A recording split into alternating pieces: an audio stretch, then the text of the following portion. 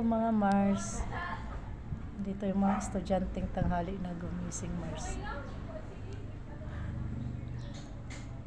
Anong oras na? Nandito pa.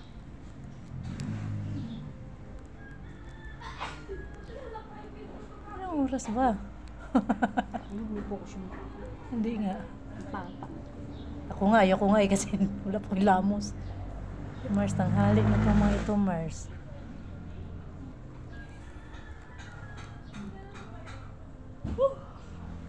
Anong oras kaya ito papasok ng mga ito?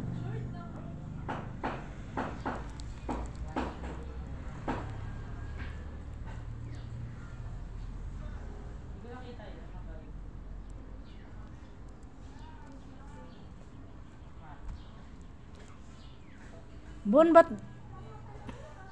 Sino nantay nila? Bonbat. Pangalan mo, Bonbat. Ba't ang tagal nila umalis? Sino ba? Alas 8 pa yata pasok nila, di ba? Eh, anong oras na kaya? Aga pa. 7? Ay, ano ba? It's 6 na? Ayun lang, alas 8 pasok. Bon, anong oras pasok niyo, Bon? Ha? It's 6 na. Kaklase ba sila? Ay, hindi. Hindi na kayo tumama sa oras. Yung oras ang hindi tumama sa inyo. Kaya nga. Pumangat yung halaman ko. Mabuti nga, diligan ni Buboy. Pero meron namang maayos. Ako nga, naawa nga ako, Job, doon sa Kaso ano. medyo patay Yun, oh. Pag dinidiligan ko yung nanay, dinidiligan ko rin niya kasi tuwang-tuwa ako dyan eh. Matigang. Oo. Sa tuwang-tuwa ako kasi ang ganda niyan. Kaya dinidiligan ko. Nagpaparami ako niyan, te. May flower base ako sa bahay. Ginugupit ko siya. Ah. Tapos, nakakaugat. Kasi ano kasi yan? Sa tubig. Oo, tubig talaga yan. Sabi na ni, aba, may bagong tanim si Joby. Kundi yun na yung bali siguro siya doon ay. Hi Mars. Tanghali na kayo, Mars. Bitin na pantagin. Parang kailan lang bit.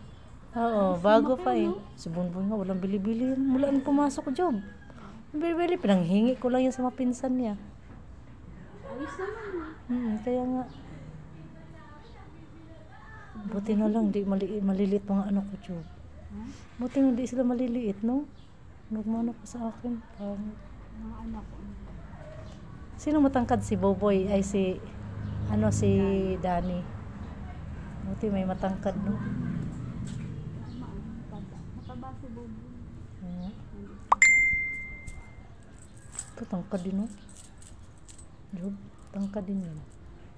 Ano ko, habi ko kasi sabi ni Bobo. Sabay na mga Mars.